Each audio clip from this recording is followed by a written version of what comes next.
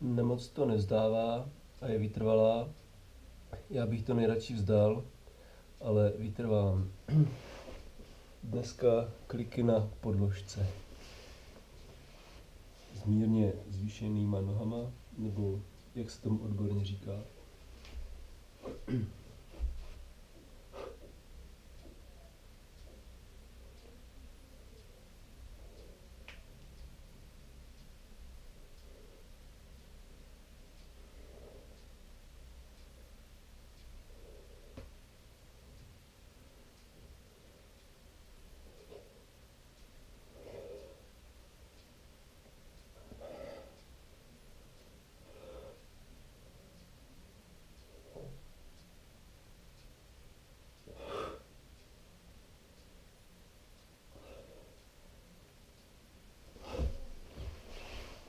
Takový kousek, co to udělá.